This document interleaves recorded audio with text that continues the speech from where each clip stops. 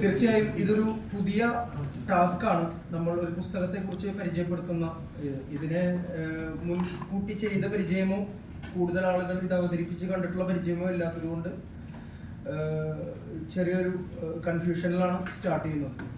എന്നിരുന്നാലും ഞാനിവിടെ പരിചയപ്പെടുത്താൻ ഇന്ന് ഉദ്ദേശിക്കുന്നത് ഇന്ത്യയിൽ ഏകദേശം 70 ലക്ഷം കോപ്പീസ് വിറ്റുപോയ ശിവ ട്രയോളജി എന്ന് പറയുന്ന സീരീസിലെ ഇമോർട്ടൽസ് ഓഫ് മെലൂഹ എന്ന് പറയുന്ന ഒരു പുസ്തകമാണ്.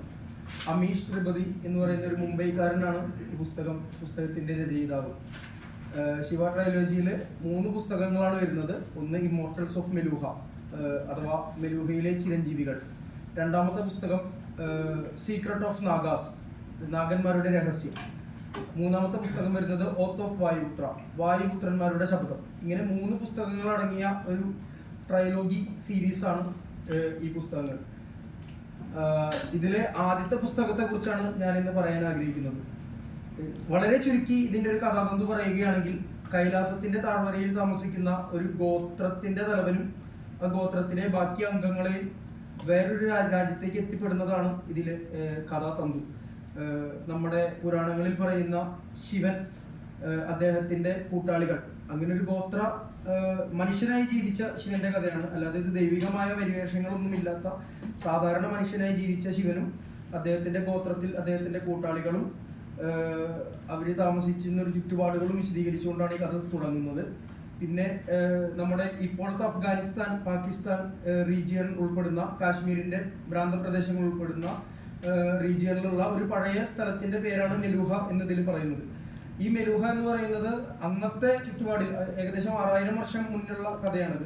6000 വർഷം മുന്നേ ഉള്ള ഒരു ചുറ്റുപാടിൽ വളരെ പരിഷ്കൃതമായിട്ടുള്ള ഒരു സമൂഹവും വളരെ ഭരണ മികവ് കൊണ്ടും നേതൃപാഠവും കൊണ്ടും വളരെ ഹൈഫൈ ലെവലിൽ ജീവിച്ചിരുന്ന ഒരു കൂട്ടം ആളുകളുടെ ഒരു രാജ്യത്തേക്ക് എത്തിപ്പെടേണ്ടി വരുന്ന ഈ ഒരു ഗോത്രത്തിന്റെ അവസ്ഥയാണ് ഈ പുസ്തകത്തിലൂടെ അമീഷ് ത്രിപതി നമ്മളോട് പങ്കുവയ്ക്കുന്നത്.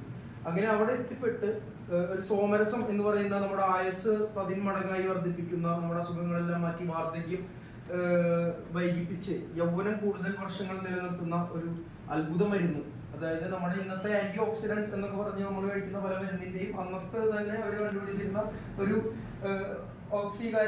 ഓക്സീകരണം കുറയ്ക്കുന്നതിനുള്ള ഒരു നിരോക്സീകരണ വസ്തുവാണ് ഈ സോമരസം എന്ന് പറയുന്നത്. അപ്പൊ അത് ഇതിലേക്ക് എത്തിപ്പെടുകയും അത് കുടിക്കുമ്പോൾ ശിവന്റെ കഴുത്ത് ഒരു നീല കളറായി മാറി നീലകണ്ഠൻ എന്നുള്ളൊരു നാമം ആൾക്ക് വന്നു ചേരുകയും ചെയ്യുന്നുണ്ട്. അപ്പോൾ ആ മെലൂഹ എന്ന രാജ്യത്ത് ഉള്ളൊരു പഴയ ഒരു പ്രവചനത്തിന്റെ പുറത്ത് മുന്നത്തെ മഹാദേവൻ എന്ന് വിളിച്ചിരുന്ന ഒരു വലിയ നേതാവിന്റെ ഒരു പ്രവചനം കൊണ്ട് അവര് നീലകണ്ഠൻ എന്നൊരാളുടെ അവതാരപ്പിറവിക്കായിട്ട് കാത്തിരിക്കുകയായിരുന്നു. ആ സമയത്താണ് ഇതുപോലെ ഒരു ഗോത്രം അവിടെ എത്തിപ്പെടുന്നതും നീലകണ്ഠം അനാവൃതമാവുകയും ചെയ്യുന്നത്. അങ്ങനെ ഈ അടുത്ത മഹാദേവൻ, കഴിഞ്ഞുപോയ മഹാദേവന് ശേഷം അടുത്ത മഹാദേവൻ അദ്ദേഹത്തിന്റെ ഡ്യൂട്ടീസ് ഏറ്റെടുക്കുന്നതും ആ രാജ്യത്ത് ഇത്രയും പരിഷ്കൃതമായ നാടാണെങ്കിൽ കൂടി അവിടെ നിലനിന്നിരുന്ന തിന്മകൾക്കെതിരെ പോരാടാനായിട്ട്, അവരെ തിന്മയിൽ നിന്ന് രക്ഷിക്കാനായിട്ട് ആൾക്ക് നിർബന്ധിതമായിട്ട് ഒരു ഡ്യൂട്ടി ഏറ്റെടുക്കേണ്ട ഒരു അവസ്ഥ സംജാതമാവുകയാണ്. ആ തിന്മയ്ക്കെതിരെയുള്ള പോരാട്ടവും തിന്മയും തമ്മിലുള്ള ഒരു യുദ്ധവുമാണ് ഈ ആദ്യത്തെ സീരീസിലെ ആദ്യത്തെ പുസ്തകത്തിന്റെ കഥാതന്തു. ഇതിൽ പറയാനുള്ള ഒരു കൺക്ലൂഷൻ എന്ന് പറയുന്നത്, ഇതിൽ അവസാനം യുദ്ധത്തിലൂടെ തിന്മ എന്ന് പറയുന്ന ഭാഗത്തിനെതിരെ യുദ്ധത്തിൽ ഇവർ ജയിക്കുകയും ഈ ശിവൻ എന്ന് പറയുന്ന വ്യക്തി അവസാനം പറഞ്ഞു വെക്കുന്നത്, തിന്മയ്ക്കെതിരെ പോരാടി തിന്മയ്ക്കെതിരെ ജയിച്ചതിന് ശേഷം ആള് മനസ്സിലാക്കുന്നത് യഥാർത്ഥ തിന്മ അതല്ല എന്നുള്ളതാണ്. അതായത് തിന്മയുടെ ഭാഗത്ത് നിന്ന് നോക്കുമ്പോൾ അവർക്ക് അവരുടേതായിട്ടുള്ള ഒരു ശരി ഉണ്ടായിരുന്നു എന്നും, രണ്ടും കൂട്ടരും വെയിറ്റ് ചെയ്തുകൊണ്ടിരുന്ന പോരാടുന്ന തിന്മ എന്ന് പറയുന്നത് ഇത് രണ്ടിലും ഉൾപ്പെടുന്ന മൂന്നാമതൊന്നാണെന്നും എന്ന് മനസ്സിലാക്കുന്നതാണ്. ഒരു നാണയത്തിന്റെ 2 വശങ്ങൾ എന്ന് പറയുന്നത് പോലെ തിന്മയും നന്മയും ഒരേപോലെ ചേർന്നതാണ് ഈ യൂണിവേഴ്സ് എന്നും, അത് രണ്ടും ഒരേ അളവിൽ ഉണ്ടെങ്കിൽ തന്നെയാണ് ഈ ഭൂമി ബാലൻസ് ചെയ്ത് പോകുള്ളൂ എന്നുള്ളൊരു സത്യം അദ്ദേഹം മനസ്സിലാക്കുന്നുണ്ട്. ഇനി ഇതിൽ കൂടുതൽ ഞാനൊന്നും പറയുന്നില്ല, കാരണം എല്ലാം സ്പോയിലേഴ്സ് ആണ്. ഇത്രയും കേട്ടിട്ട് ഇതൊരു മതപരമായ രീതിയിലുള്ള പുസ്തകമല്ല, ഇതിൽ ദൈവികമായിട്ടൊന്നും ഇല്ല. ഇതിൽ പറയുന്ന എല്ലാ കാര്യങ്ങളും നമ്മളൊരു യുക്തിയോടെ ചിന്തിച്ചാൽ പോലും യുക്തിഭദ്രമാണ്, നമുക്ക് മനസ്സിലാക്കുന്ന രീതിയിലുള്ളതാണ്. അല്ലാതെ ദൈവികമായിട്ടോ സൂപ്പർ നാച്ചുറലായിട്ടോ നമ്മൾ പറയുന്ന ശിവ ഭഗവാനോ പാർവതി ദേവിയോ ഒന്നും വന്നിട്ട് കാണിക്കുന്ന മാജിക്സോ ഗിമ്മിക്സോ ഒന്നും ഇതിലില്ല.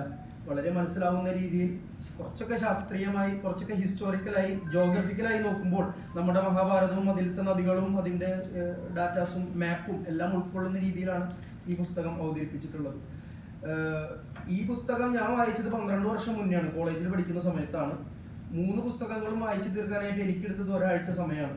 അത്രയും ഇൻട്രസ്റ്റിംഗ് ആയിട്ടുള്ള ഒരു ടോപ്പിക്കാണ്. ഞാനങ്ങനെ ഒരു സ്ഥിരമായിട്ട് കുത്തിരുന്ന് വായിക്കുന്ന അത്ര ക്ഷമയുള്ള ഒരാളൊന്നുമല്ല. എന്നിട്ട് പോലും എന്നെ പോലുള്ള ഒരാൾക്ക് 3 പുസ്തകങ്ങളും ഒരാഴ്ച കൊണ്ട് വായിച്ചു തീർക്കേണ്ട രീതിയിൽ ഇൻട്രസ്റ്റിംഗ് ആയിട്ട് തോന്നിയെങ്കിൽ കുറച്ചൊക്കെ വായിക്കാൻ ഇഷ്ടമുള്ള ആൾക്കാർക്ക് ഇത് ഒരു വളരെ നല്ല അനുഭവമായിരിക്കും. അതുകൊണ്ട് വായിച്ചിട്ടില്ലെങ്കിൽ വായിക്കാൻ ശ്രമിക്കണം എന്നാണ് എനിക്ക് പറയാനുള്ളത്. നമസ്കാരം.